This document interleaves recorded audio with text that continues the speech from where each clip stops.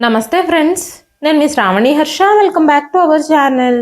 ఇవాళ మన కథ కన్న తల్లిని పార్టీలో పని మనిషి అంటూ అవమానిస్తూ కొడుకు కోడళ్ళు ఆవిడతో సర్వెంట్లా పని చేయించుకోవడం చూసి తన భార్యని అవమానించిన కొడుకు కోడలికి ఆ తండ్రి ఎలాంటి గుణపాఠం చెప్పాడు.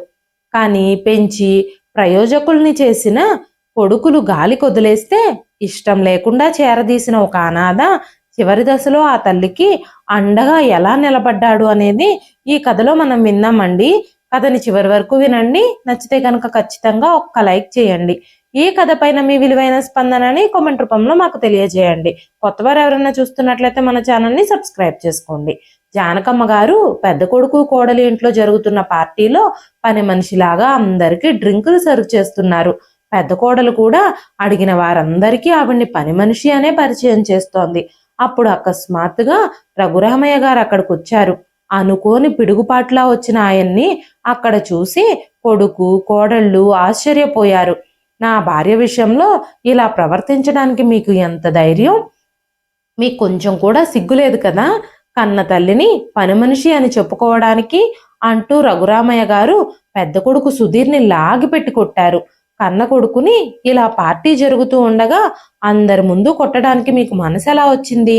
అది కూడా ఇంత వయసు వచ్చిన వాణ్ణి కొట్టడానికి మీకు కొంచెం కూడా సిగ్గులేదా అన్నాడు సుధీర్. అప్పుడు రఘురామయ్య గారు, లోకం మీద ఎంతమంది పిల్లలున్నారు, కానీ మీలాంటి కొడుకులు ఎవ్వరికీ ఉండుండరు. ఇంత దుర్మార్గంగా ఉన్నందుకు, తల్లిదండ్రుల విషయంలో ఈ విధంగా ప్రవర్తిస్తున్నందుకు లోకం నన్ను కాదు నిన్ను అనుకుంటుంది. నువ్వేం తప్పు చేశావో, ఎందుకు నేను కొట్టానో అని అంటూ గబగబా రఘురామయ్య గారు జానకమ్మ గారి దగ్గరకు వెళ్ళి ఆవిడ చేతిలోని డ్రింక్స్ ట్రేని కోపంగా లాక్కొని పక్కన పడేశారు. జానకమ్మ గారి కళ్ళల్లో కన్నీళ్లు కారుతున్నాయి. రఘురామయ్య గారు జానకమ్మ గారి చేయి పట్టుకొని అక్కడి నుంచి తీసుకెళ్లిపోయారు. నిజానికి రఘురామయ్య గారిది చిన్న కుటుంబం.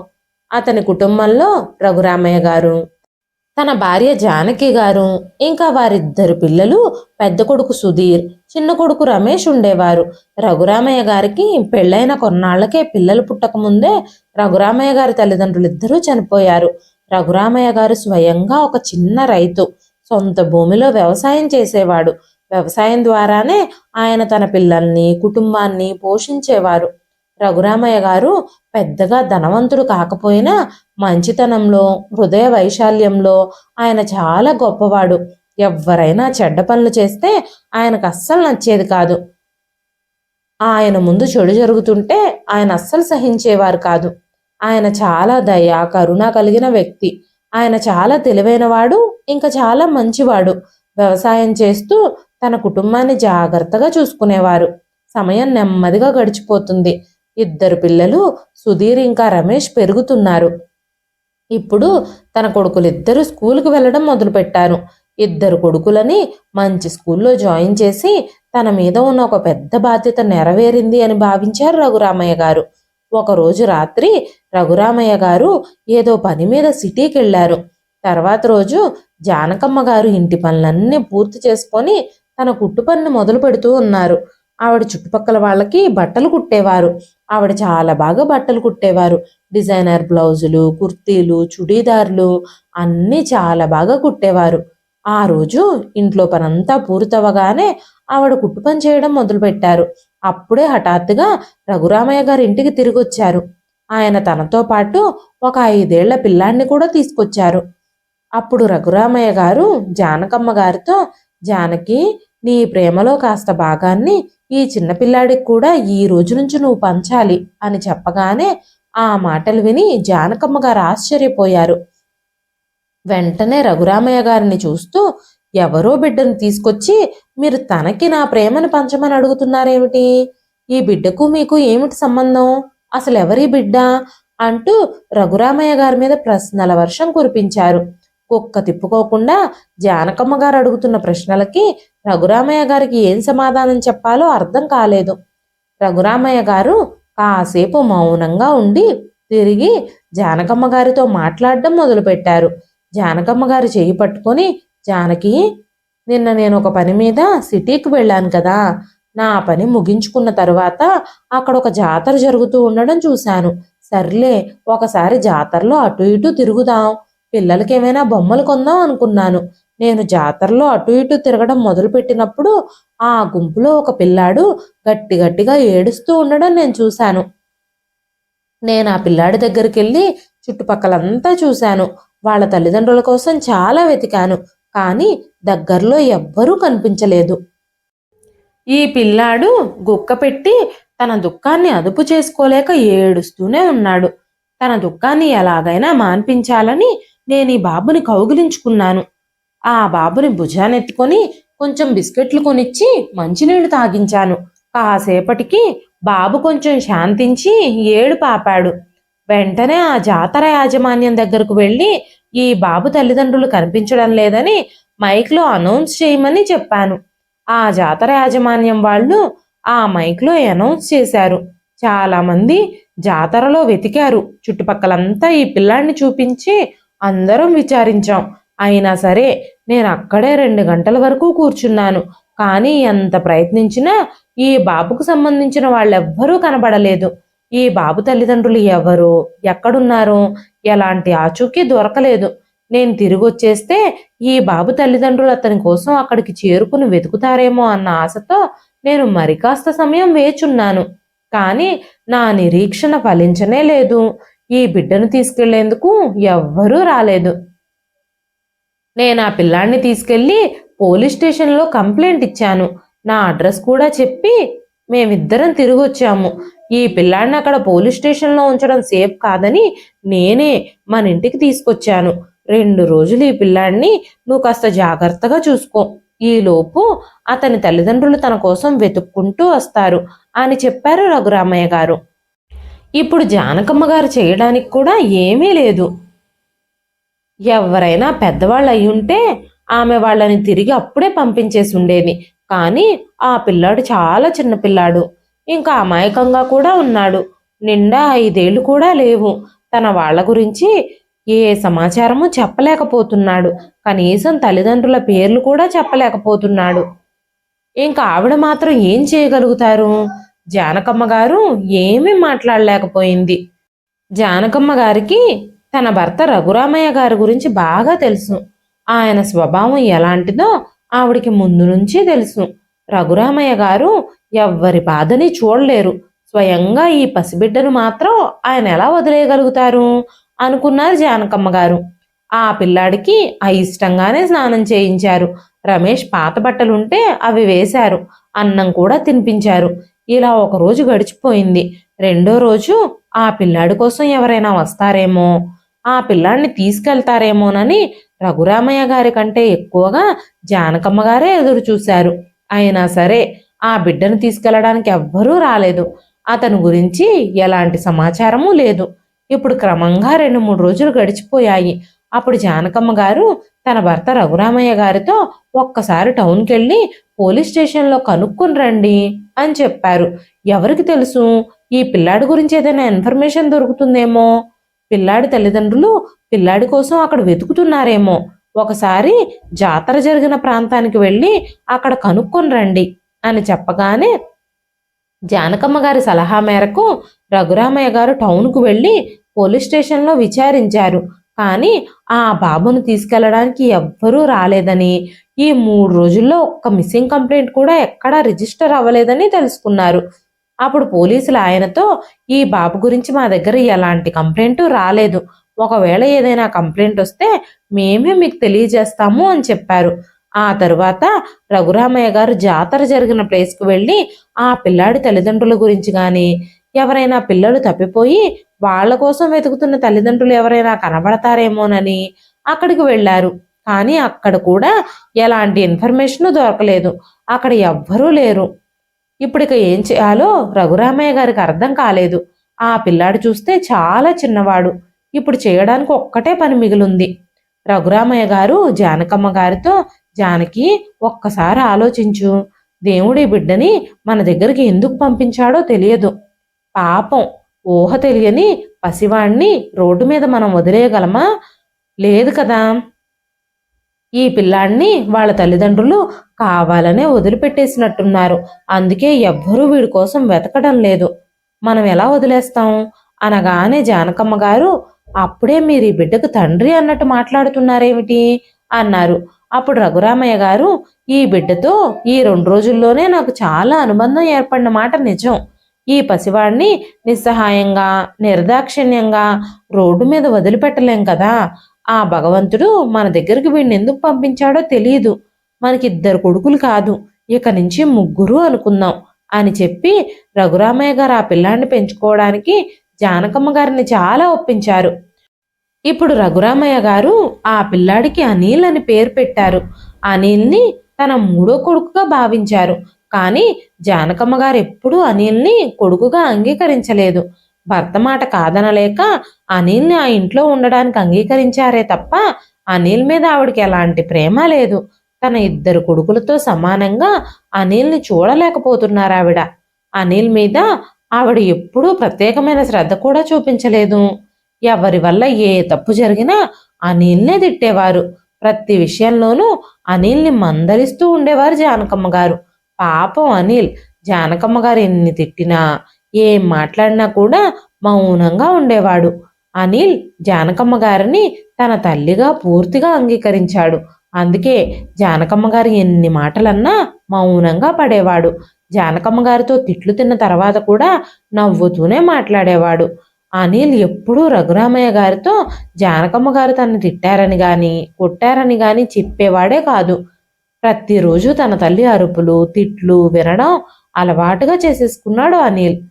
ఇక అనిల్ జానకమ్మ గారి తిట్లను కూడా దేవుడిచ్చిన వరాలుగానే భావించాడు.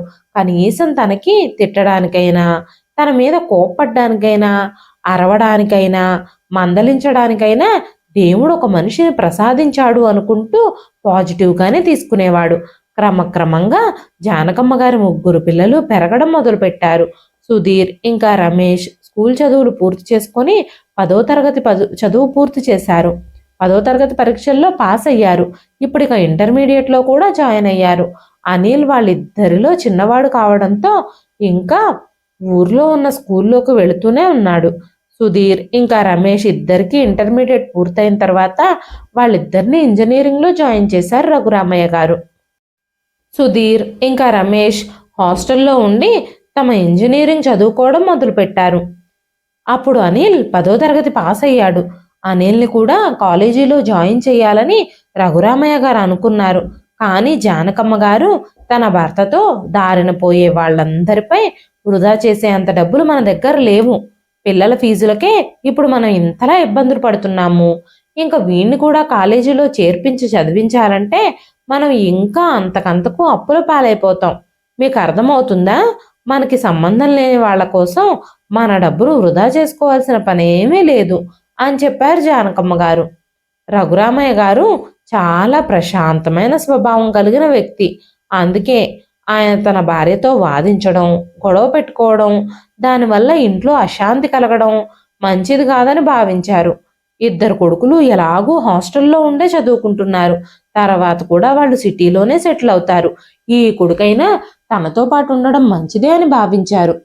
అనిల్కి కూడా తల్లిదండ్రులను విడిచిపెట్టి సిటీకి వెళ్ళి చదువుకోవాలన్న ఆలోచన అస్సలు ఇష్టం లేదు. తనకి చదువుకోవడం అంటే అస్సలు ఇష్టం లేదు. అందుకే అనిల్ రఘురామయ్య గారి వెంటే ఉంటూ వ్యవసాయం పనులను శ్రద్ధగా నేర్చుకోవడం మొదలుపెట్టాడు. క్రమక్రమంగా అతను వ్యవసాయం పనుల్లో చాలా ప్రావీణ్యుడయ్యాడు. అనిల్ కూడా రఘురామయ్య గారిని చూస్తూ చాలా శాంత స్వభావాన్ని అలవరుచుకున్నాడు. అనిల్ ఊరందరికీ తలలో నాలుకలా ఉండేవాడు. పెద్దవాళ్ళని గౌరవిస్తూ తనకి తోచిన సహాయం చేస్తూ ఉండేవాడు. రఘురామయ్య గారి పెంపకం ఇలాగే ఉంటుందని, ఆయన పెంపకంలో పెరిగిన పిల్లాడు ఇలా కాక ఎలా ఉంటాడు అని అందరూ అనిల్ని మెచ్చుకునేవారు. కాలక్రమంలో సమయం గడిచిపోతూ వచ్చింది. రఘురామయ్య గారి 2 పిల్లలు సుధీర్ ఇంకా రమేష్ వాళ్ళ చదువులు పూర్తి చేసుకున్నారు. రఘురామయ్య గారు కష్టపడి కూడబెట్టిన డబ్బులు 2 కొడుకులు పంచుకొని 2 వ్యాపారాలను మొదలుపెట్టారు. వాళ్ళిద్దరూ సిటీలోనే తమ తమ సొంత వ్యాపారాలను మొదలుపెట్టి ఆ వ్యాపారాలను చూసుకుంటూ అక్కడే నివసించడం ప్రారంభించారు. రఘురామయ్య గారు ఇంకా జానకమ్మ గారు కొడుకులిద్దరికీ మంచి అమ్మాయిల్ని చూసి పెళ్లిళ్లు చేశారు. జానకమ్మ గారు కొడుకులిద్దరికీ పెళ్లిళ్ళు చేస్తే కోడళ్లతో కలిసి ఉంటూ ఆనందంగా ఉండొచ్చు అని భావించారు. ఇంటి చాకరీ చేస్తూ ఇన్ని రోజులు గడిపేశాను. కనీసం కోడళ్ళొచ్చాకైనా కాస్త ప్రశాంతంగా ఊపిరి పీల్చుకోవాలి అని ఆశపడ్డారు. ఇద్దరికీ పెళ్లిళ్ళు చేశారు. కానీ జానకమ్మ గారి కోరిక తీరనే లేదు. కొడుకులిద్దరూ పెళ్లిళ్ళు చేసుకున్న నెల రోజులకే తమ భార్యలను తీసుకొని సిటీకి వెళ్ళిపోయారు. జానకమ్మ గారి ఆశలన్నీ అడియాసలైపోయాయి. కొడుకు కోడళ్ళు కళ్ళ ముందు తిరుగుతూ ఉంటే చూసుకొని సంబరపడాలన్న ఆరాటం, ఆశ తీరలేదు సరికదా. కొడుకు కోడళ్ళు ఎవరి దారిన వాళ్ళు వెళ్ళిపోయారు. దాంతో జానకమ్మ గారు డీలా పడిపోయారు. పగలు రాత్రి విచారంగా ఏదో పోగొట్టుకున్నట్టుగా ఉండడం మొదలుపెట్టారు. దానికి కారణంగా రఘురామయ్య గారు కూడా చాలా బాధపడుతున్నారు. ఎప్పుడు చూసినా జానకమ్మ గారు దిగులుగా కనిపించేవారు. అప్పుడు రఘురామయ్య గారు తన పెద్ద కొడుకు సుధీర్కి ఫోన్ చేసి జానకమ్మ గారి పరిస్థితి గురించి వివరించి చెప్పాడు. అయినా సరే సుధీర్ తనొచ్చి తల్లిని తనతో పాటు తీసుకెళ్లడానికి వీలు కుదరదని చెప్పి స్పష్టంగా నిరాకరించాడు. వ్యాపారంలో ఒక్కరోజు నిర్లక్ష్యం చేసినా తనకి భారీ నష్టాలు వస్తాయని, తను రావడానికి అస్సలు కుదరదని సుధీర్ చెప్పేశాడు. కొన్ని రోజుల తర్వాత పదే పదే రఘురామయ్య గారు అడగడంతో సుధీర్, సరే అయితే అమ్మ నా దగ్గరికి రావాలనుకుంటుందని మీరు పదే పదే చెప్తున్నారు కాబట్టి నాకు రావడం అయితే అస్సలు వీలు కుదరదు నాన్న, మీరే వచ్చి అమ్మను మా దగ్గర వదిలేసి వెళ్ళండి అని చెప్పాడు. వెంటనే రఘురామయ్య గారు జానకమ్మ గారితో, జానకి రేపొద్దున్నే రెడీ అయ్యుండు, మనం సిటీకి వెళుతున్నాం. నేను నిన్ను సుధీర్ దగ్గర వదిలేసి వస్తాను. కొన్ని రోజులు నువ్వు సుధీర్ దగ్గర, కొన్ని రోజులు రమేష్ దగ్గర ఉండు గాని అని చెప్పగానే జానకమ్మ గారు చాలా సంతోషించారు. కొడుకుల దగ్గరికి వెళ్తున్నానన్న ఆనందంలో ఆ రాత్రి ఆవిడకి నిద్రే పట్టలేదు. తెల్లవారి పొద్దున్నే రఘురామయ్య గారు లేవకముందే ఆవిడ రెడీ అయిపోయి ఉన్నారు. రఘురామయ్య గారు జానకమ్మ గారిని తీసుకొని ట్రైన్లో సిటీకి చేరుకున్నారు. రఘురామయ్య గారు జానకమ్మ గారు సుధీర్ ఇంటికి చేరుకోగానే సుధీర్ భార్య రఘురామయ్య గారికి జానకమ్మ గారికి టీ, టిఫిను అన్ని ఏర్పాట్లు చేసింది. ఎందుకంటే కోడలు అత్తగారు మామగారు సాయంత్రానికైనా తిరిగి వెళ్ళిపోతారేమో, లేదంటే 2 రోజులు ఉండి వెళ్ళిపోతారు అని వాళ్ళిద్దరిని బాగా చూసుకుంది. జానకమ్మ గారు కూడా తన కొడుకు కోడల్ని చూసి చాలా సంతోషించారు. అడగకుండానే అన్ని సేవలు చేస్తున్న కోడల్ని చూస్తే తనకు ముచ్చటేసింది. ఆ తర్వాత రోజు రఘురామయ్య గారు కొడుకు కోడలితో, బాబు సుధీర్, ఊర్లో మీ అమ్మ మీకోసం చాలా దిగులు పెట్టుకుంది. 2 కొడుకులు దూరంగా ఉండటంతో మీ అమ్మ చాలా బాధపడుతుంది. కాబట్టే నేను మీ అమ్మని తీసుకొచ్చి మీతో కొంతకాలం వదిలిపెట్టి వెళ్ళాలి అని అనుకున్నాను అని చెప్పారు. రఘురామయ్య గారు జానకమ్మ గారిని పెద్ద కొడుకింట్లో వదిలి గ్రామానికి తిరిగి వచ్చేశారు.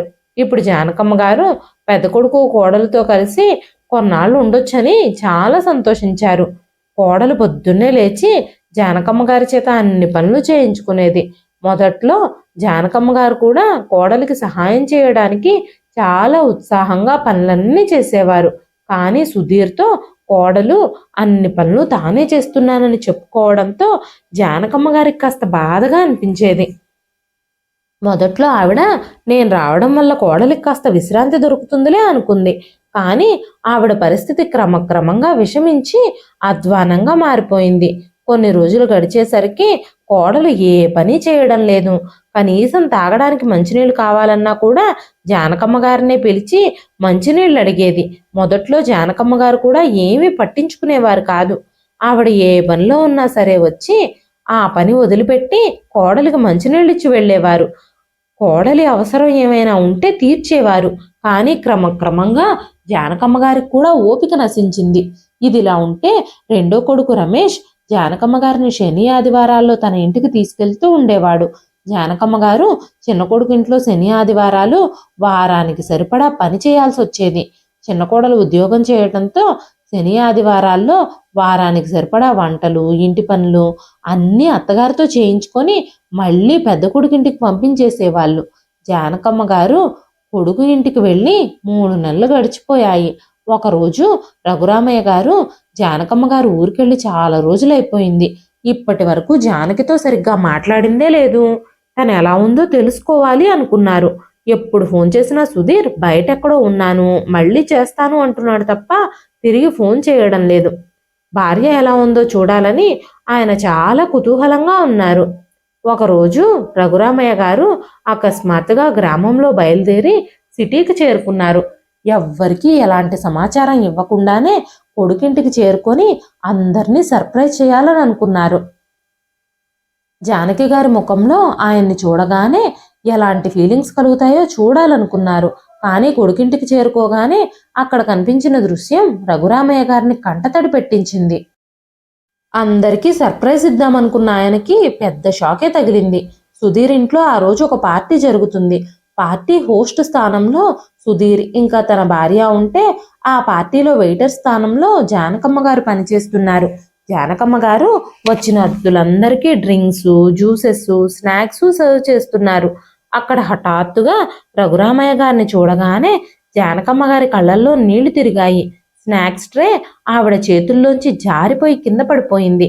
ఫుడ్ ఐటమ్స్ అన్నీ చెల్లా చెదురుగా పడిపోవడంతో సుధీర్ భార్య, స్నేహితులు, బంధువులు అందరి ముందు జానకమ్మ గారిని చాలా అవమానించింది.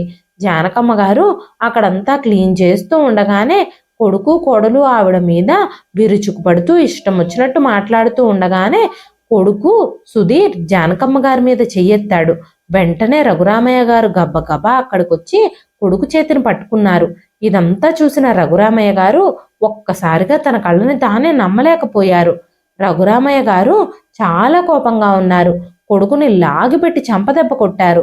అక్కడే నిలబడున్న చిన్న కొడుకు కోడలు కూడా ఒక్క మాట కూడా మాట్లాడలేదు. మాట్లాడితే తమ చెంపలు కూడా చెల్లుమంటాయని వాళ్ళకి తెలుసు. వెంటనే రఘురామయ్య గారు జానకమ్మ గారిని తీసుకొని గ్రామానికి వెళ్ళిపోయారు. జానకమ్మ గారు ఊరికి వచ్చారే గాని సొంత కొడుకులు, కోడళ్ళు, వాళ్ళ ప్రవర్తన ఆవిడ మనసులోంచి బయటకు తీసేయలేకపోతున్నారు. కొడుకు కోడలు ప్రవర్తనలు గుర్తొచ్చినప్పుడల్లా జానకమ్మ గారికి భయంగా, బాధగా ఉండేది. ఇప్పుడు జానకమ్మ గారు మారిపోయిన కొడుకుల ప్రవర్తనకి చాలా బాధపడుతూ ఉన్నారు. రఘురామయ్య గారి ఆరోగ్యం కూడా మెల్లమెల్లగా క్షీణిస్తూ వచ్చింది. అనిల్ ఆయన్ని రెస్ట్ తీసుకోమని చెప్పి వ్యవసాయ పనులన్నీ స్వయంగా తానే చూసుకోవడం మొదలుపెట్టాడు. రఘురామయ్య గారు తన ఆరోగ్యం క్షీణిస్తూ రావడంతో అనిల్ కూడా తెలిసిన వాళ్ళల్లో ఒక మంచి సంబంధం చూసి అనురాధ అనే అమ్మాయితో అనిల్ వివాహం కూడా జరిపించారు. 1 సంవత్సరం తర్వాత అనిల్కి ఒక కొడుకు పుట్టాడు. క్రమక్రమంగా జానకమ్మ గారు అనిల్ని ఇష్టపడడం మొదలుపెట్టారు. ఆవిడ అనిల్కు పుట్టిన బిడ్డల్ని కూడా చాలా జాగ్రత్తగా చూసుకుంటూ వాళ్లతో ఆడుకుంటూ చాలా సంతోషిస్తున్నారు. ఒకరోజు రఘురామయ్య గారు బయట వసారాలో కూర్చొని అనిల్ కొడుకుతో ఆడుకుంటూ ఉండగా ఆయన అకస్మాత్తుగా స్పృహ తప్పి పడిపోయారు. చాలా రోజుల నుంచి ఆయన ఛాతీలో నొప్పితో బాధపడుతున్నారు. కానీ ఎవ్వరికీ ఆ విషయం చెప్పలేదు. ఆ రోజు తన మనవడితో ఆడుకుంటూ ఉండగా ఒక్కసారిగా ఆయనకి హార్ట్ అటాక్ వచ్చి పడిపోయారు. అనిల్ వెంటనే ఆయన్ని ఆసుపత్రికి తీసుకెళ్లాడు. ఆసుపత్రికి తీసుకెళ్లి అడ్మిట్ చేశారు. కానీ రఘురామయ్య గారు 2 రోజులు హాస్పిటల్లోనే ఉన్న తరువాత అందరికీ శాశ్వతంగా వీడ్కోలు చెప్పి అందరినీ విడిచిపెట్టి వెళ్ళిపోయారు. రఘురామయ్య గారు ఈ లోకంలో లేరని కొడుకులిద్దరికీ తెలియగానే జానకమ్మ గారి కొడుకులిద్దరూ వచ్చారు. ఎలాగోలాగా అన్ని కార్యక్రమాలు ముగించుకొని కొడుకులిద్దరూ తమకి బిజినెస్ పనులు చాలా ఉన్నాయని, ఎక్కువ రోజులు ఇక్కడే ఉండడం కుదరదని చెప్పి తల్లి దగ్గర సెలవు తీసుకుని వెళ్ళిపోయారు. కనీసం తండ్రి పోయాక ఒంటరైన తల్లిని ఓదార్చాలని కానీ, ఎలా ఉంటుందా ఒక్కటే అని తమతో తీసుకెళ్లాలని కానీ ఒక్క కొడుకు కూడా అనుకోలేదు. ఇప్పుడు అనిల్ జానకమ్మ గారి పట్ల ప్రత్యేకమైన శ్రద్ధ తీసుకుంటున్నాడు. ప్రతి చిన్న విషయంలోనూ ఏ సమస్య తలెత్తకుండా, ఏ సమయంలో ఆవిడకి ఏం కావాలో ప్రత్యేకంగా దగ్గరుండి జాగ్రత్తగా చూసుకుంటున్నాడు. ఒకరోజు అనిల్ తన పొలంలో పని ముగించుకుని ఇంటికి తిరిగొస్తూ ఉన్నప్పుడు అనిల్ భార్య అనురాధ జానకమ్మ గారితో చాలా అసభ్యంగా మాట్లాడుతూ ఉండడం చూసి ఆశ్చర్యపోయాడు. అనురాధ తన అత్తగారైన జానకమ్మ గారితో ఏ పని పాట లేనట్టు ఊరికే కూర్చుంటున్నారు. సరే, ఊరికే అయినా జాగ్రత్తగా కూర్చోవచ్చు కదా, మిమ్మల్ని అటు ఇటు ఎవరు తిరగమన్నారు?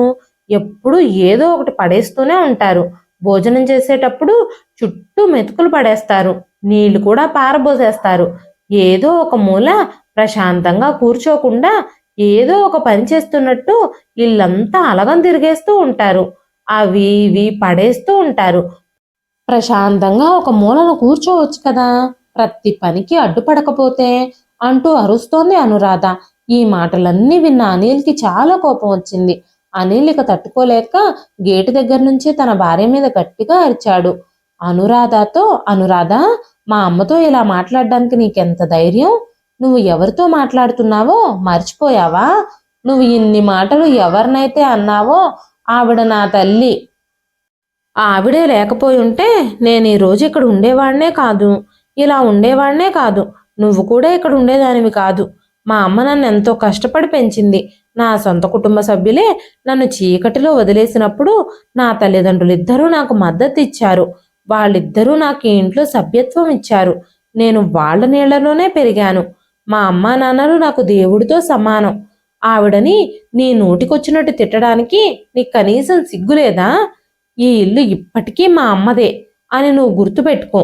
నువ్వు నాతో ఇష్టం వచ్చినట్టు మాట్లాడినా నేను సహిస్తాను, కానీ మా అమ్మ మీద నోరెత్తితే మాత్రం నేను ఊరుకోను. ఈ ఇల్లు స్వయంగా మా అమ్మది. ఆవిడ ఇష్టానుసారం ఎక్కడ కావాలంటే అక్కడ కూర్చుంటుంది, ఎక్కడ కావాలంటే అక్కడ తింటుంది. అవన్నీ డిసైడ్ చేయడానికి నువ్వెవరు అంటూ అనిల్ కోపంగా అన్నాడు. ఆ మాటలన్నీ విన్న అనురాధకి అనిల్ జానకమ్మ గారిని ఎంతలా గౌరవిస్తున్నాడో అర్థమైంది. ఆ మాటలు విన్న జానకమ్మ గారు కూడా అనిల్కి తన మీద ఎంత ప్రేమ ఉందో అర్థం చేసుకున్నారు. జానకమ్మ గారు తన సొంత కొడుకుల ఇంటికి వెళ్ళినప్పుడు కోడళ్ళు తనతో అమర్యాదగా ప్రవర్తిస్తూ ఉంటే కన్న కొడుకులు నోరు మెదపకుండా సోద్యం చూస్తూ నిలబడ్డం గుర్తుకొచ్చింది. కానీ అనిల్ అలా నిలబడలేదు. అనిల్ మాటలకి, అనిల్ తన భార్యని మందలించిన తీరుకి ఆవిడ చాలా సంతోషంగా ఫీల్ అయ్యారు. ఆవిడకి చాలా సంతోషంగా అనిపించింది. వీడి కోసం నేను ఏం చేశానని వీడి నా మీద ఇంత ప్రేమ చూపిస్తున్నాడు అనుకుంటూ కన్నీళ్లు పెట్టుకున్నారు జానకమ్మ గారు. రఘురామయ్య గారికి కూడా ఆరోగ్యం బాలేనప్పుడు అనిల్ చాలా బాగా చూసుకున్నాడు. ఆయన అపస్మారక స్థితికి చేరుకొని పడిపోయినప్పుడు గబగబా ఆసుపత్రికి తీసుకెళ్లాడు. 2 రోజులు హాస్పిటల్లోనే ఉన్నప్పుడు ఆయన్ని కంటికి రెప్పలా చూసుకున్నాడు. అయితే తన సొంత కొడుకులిద్దరూ పనిలో నిమగ్నమైపోయి వాళ్ళ బిజినెస్ల్లో బిజీగా ఉన్నామని సాకులు చెప్పి కనీసం బ్రతికుండగా తండ్రిని చూడ్డానికి కూడా రాలేదు. ఇవన్నీ తలుచుకొని జానకమ్మ గారు చాలా బాధపడ్డారు. జానకమ్మ గారికి అనిల్ మీద చాలా ప్రేమ పెరిగింది. జానకమ్మ గారికి ఏదైనా అనారోగ్యం వస్తే అనిల్ పగలు రాత్రి ఆవిడ మంచం పక్కనే కూర్చుని సేవలు చేస్తూ ఉండేవాడు. ప్రతి విషయంలోనూ జానకమ్మ గారికి ఏది కావాలో అది దగ్గరుండి అందించేవాడు. సొంత కొడుకులు, కోడళ్ళు ఆమెను అవసరాలకు వాడుకున్నారు, కానీ నిజమైన కొడుకు కర్తవ్యాన్ని అనిల్ మాత్రమే పూర్తి చేశాడు. తన సొంత కొడుకులిద్దరూ తండ్రి చనిపోయినప్పుడు మాత్రమే వచ్చారు.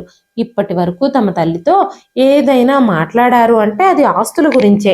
నాన్న లేకుండా అమ్మ ఒకటే ఎలా బ్రతుకుతుంది అని వాళ్ళు అస్సలు ఆలోచించలేదు. కనీసం తల్లిని ఓదార్చాలని కూడా ప్రయత్నించలేదు. వాళ్ళిద్దరూ కేవలం డబ్బుల మీద అత్యాశ మాత్రమే కలిగి ఉన్నారు. జానకమ్మ గారికి చిన్నప్పటి నుంచి అనిల్ విషయంలో చూపిన వివక్ష గుర్తొచ్చి తాను చేసిన తప్పులకి ఇప్పుడు పశ్చాత్తాపడుతున్నారు. ఆమె అనిల్ విషయంలో ప్రవర్తించిన తీరుకి ఇప్పుడు గుండెలు బాదుకుంటున్నారు. చిన్నప్పటి నుంచి తను ఎంత దూరం పెట్టినా, ఎంత కోపం చూపించినా ఈ రోజు అదే కొడుకు తన బాధలో, తన కష్టంలో ఆమెకు తోడుగా నిలిచాడు. ఈ విషయాలన్నీ గుర్తు చేసుకుంటూ జానకమ్మ గారు చాలా సిగ్గుపడుతున్నారు. ఒకరోజు జానకమ్మ గారి 2 కొడుకులు సుధీర్ ఇంకా రమేష్ గ్రామానికి వచ్చారు. జానకమ్మ గారితో, అమ్మా, ఈ అనిల్ని మన ఇంటికి తీసుకొచ్చిన నాన్న కూడా ఇప్పుడు లేరు. ఇప్పుడు ఇంకా తనని ఇంట్లో ఉంచుకోవాల్సిన అవసరం ఏముంది? చిన్న వయసులో నాన్న అనిల్ని ఎక్కడి నుంచి తీసుకొచ్చారో మనకు తెలియదు. తనకి ఎవరున్నారో ఎవరు లేరో, తిను ఎవరి తాలూకానో వాళ్ళు ఎవరో కూడా మనకి తెలియదు. ఎప్పుడైనా ఈ అనిల్ మనకి అపరిచితుడే కదా. అపరిచితులు ఎప్పుడూ సొంత వాళ్ళు కాలేరు కదా. డబ్బులు, ఆస్తులు కోసం ఈ అనిల్ నిన్నేమైనా చేస్తే ఏం చేస్తాము? వెంటనే తన ఇంట్లో నుంచి పంపించేయడం మంచిది. రోజులు అసలే బాగోలేదు. ఎక్కడ చూసినా ఏవేవో జరుగుతున్నాయని వార్తలు వింటున్నాం. ఈ ఇల్లు ఆస్తిపాస్తులు అన్నీ అమ్మేసి నువ్వు మాతో పాటు వచ్చేస్తే మంచిది. అంతేకాకుండా ఇప్పుడు మాకు డబ్బుల అవసరం కూడా ఉంది అని కొడుకులిద్దరూ చెప్పారు. ఆ ముందు రోజు రాత్రే కొడుకులిద్దరూ ఇంటికొచ్చినప్పుడు ఇద్దరూ తమ గదుల్లో మంతనాలు చేస్తూ ఉన్నప్పుడు జానకమ్మ గారు ఆ మాటలన్నీ విన్నారు. కొడుకులు కోడళ్ళు జానకమ్మ గారికి మాయమాటలు చెప్పి ఆస్తిపాస్తులన్నీ అమ్మించి ఇద్దరూ వాటాలు వేసుకొని పని చేసుకొని జానకమ్మ గారిని తీసుకెళ్లి సిటీలో ఏదైనా వృద్ధాశ్రమంలో వేయాలని నిర్ణయించుకొని ఇక్కడికి వచ్చారు ఆ ఇద్దరు. ఆ విషయాలన్నీ ఆల్రెడీ విన్నారు జానకమ్మ గారు. ఇప్పుడు కొడుకులు మాట్లాడుతున్న మాటలకి జానకమ్మ గారికి చాలా కోపం వచ్చింది. ఇలాంటి కొడుకుల్ని నేను కష్టపడి కన్నానా అని ఆవిడ చాలా బాధపడ్డారు. ఇద్దరు కొడుకులు ఎంత బాగా ఆస్తులు పంచుకోవాలా, తల్లిని ఎలా వదిలించుకోవాలా అని ఎంత చక్కగా మాట్లాడుకుంటున్నారో అని జానకమ్మ గారు అనుకున్నారు. జానకమ్మ గారు మౌనంగా కొడుకులిద్దరూ మాట్లాడుతున్న మాటలన్నీ వింటూనే ఉన్నారు. కాసేపటి తర్వాత జానకమ్మ గారు తన కొడుకుల మీద గట్టిగా అరిచారు. ఇన్ని రోజుల తర్వాత అమ్మ యోగక్షేమాలు మీకు బాగానే గుర్తుకొచ్చాయి. ఎవరో ముక్కు మొహం తెలియని వ్యక్తి నన్నేమైనా చేస్తాడేమోనని మీరిద్దరూ చాలా భయపడుతున్నట్టు బాధపడుతున్నట్టు ఉన్నారే. ఇలాంటి నీచమైన పిల్లల్ని కన్నందుకు నా మీద నాకే అసహ్యంగా ఉంది. ఎందుకంటే మీ ఇద్దరి మనసుల్లో ఉన్న ఆలోచనలు, మీరిద్దరూ చేసిన కుట్రలు నాకు నిన్న రాత్రే తెలిసిపోయాయి. ఇంకా మీరిద్దరూ నా మీద ప్రేమ ఉన్నట్టు, నా మీద మీ ఇద్దరికే బాధ్యత ఉన్నట్టు ఫీల్ అవుతున్నట్టు నటించాల్సిన పని లేదు. మీరిద్దరూ మాయమాటలతో నన్ను నమ్మించి ఆస్తులన్నీ అమ్మించి వాటాలు పంచుకున్న తర్వాత మీరు నన్ను ఏం చేయాలనుకున్నారో నేను నా చెవులారా విన్నాను. మీ మనసులో ఇంత కుట్రలు పెట్టుకొని మీరు అనిల్ని అనుమానిస్తున్నారా? తను మీలాగా డబ్బు కోసం గడ్డి తినే రకమేమీ కాదు. నేను నవమాసాలు మోసి కష్టపడి కనకపోయినా ఇప్పుడు నా భారాన్ని తనే మోస్తున్నాడు. నన్ను జాగ్రత్తగా కంటికి రెప్పలా చూసుకుంటున్నాడు. మీరు అనిల్ని తమ్ముడుగా భావించకపోతే, అతనికి గౌరవం ఇవ్వలేకపోతే మీరు ఇంకెప్పుడు ఇక్కడికి రావాల్సిన పని లేదు. మీ ఇద్దరికీ నా మాటలు అర్థమవుతున్నాయా? మీకు నా ఆస్తిలో చిల్లిగవ్వ కూడా దక్కదు. ఎందుకంటే మీకు రావలసిన డబ్బులన్నీ మీ వ్యాపారాల కోసం మీ నాన్నగారు ఎప్పుడూ మీకు ఇచ్చేశారు. ఇప్పుడు ఉన్న ఆస్తిపాస్తులన్నీ అనిల్ మీ నాన్నగారితో కలిసి కష్టపడి సంపాదించాడు. మీరిద్దరూ మీ సుఖాలు మీ స్వార్థాలు మీరు చూసుకొని ఇంటి నుంచి వెళ్ళిపోతే మమ్మల్ని ఇద్దరిని కంటికి రెప్పలా చూసుకున్నాడు అనిల్. కష్టపడి ఆస్తిని అభివృద్ధి చేశాడు. ఈ ఆస్తిలో మీకు వాటా దక్కదు. ఈ ఆస్తి మొత్తం అనిల్కే చెందుతుంది అని చెప్పగానే సుధీర్ ఇంకా రమేష్ల గొంతులు తడబడుతూ ఉన్నాయి. జానకమ్మ గారి మాటలు విని సుధీర్ ఇంకా రమేష్లు సిగ్గుతో తలదించుకొని నిలబడ్డారు. ఆ మాటలు విన్న అనిల్ చాలా ఆశ్చర్యపోయాడు. తను చిన్నప్పటి నుంచి అమ్మా అని పిలిచే వ్యక్తి, ఎప్పుడూ దేవతలా పూజించే వ్యక్తి ద్వేషాన్నే ఇప్పటి వరకు చూశాడు. ఇప్పుడు ఆమె మనసులో తన మీద ఉన్న ప్రేమ ఆప్యాయత చూసి ఆనందంతో అనిల్ కళ్ళు చెమర్చాయి. పరిగెత్తుకుంటూ వెళ్ళి జానకమ్మ గారిని కౌగిలించుకున్నాడు. జానకమ్మ గారు కూడా చాలా సంవత్సరాల తర్వాత మొదటిసారిగా అనిల్ని కౌగిలించుకున్నారు. ప్రేమగా దగ్గరకు తీసుకున్నారు. తన హృదయపూర్వకంగా అనిల్ని కొడుకుగా అంగీకరించారు. ఆలస్యమైనా సరే ఈ రోజు ఆవిడ సరైన నిర్ణయమే తీసుకున్నారు. ఈ రోజు జానకమ్మ గారికి చాలా సంతోషంగా ఉంది. జానకమ్మ గారు తన ఇద్దరు స్వార్థపూరితమైన కొడుకులతో సంబంధాలను తెంచేసుకొని అనిల్ భార్యా పిల్లలతో కలిసి ఆ గ్రామంలోనే సంతోషంగా జీవించడం ప్రారంభించారు. అనిల్తో తన మిగిలిన జీవితాన్ని సంతోషంగా గడపడం ప్రారంభించారు. ఇదండి ఈ రోజు కథ. ఈ కథ మీకు ఎలా అనిపించింది? కథ నచ్చితే ఒక్క లైక్ చేయండి. మరెన్నో ఇలాంటి ఇంట్రెస్టింగ్ కథల కోసం మన ఛానల్ని సబ్స్క్రైబ్ చేసుకోండి. మరొక మంచి కథతో మళ్ళీ కలుస్తానండి. అంతవరకు సెలవు.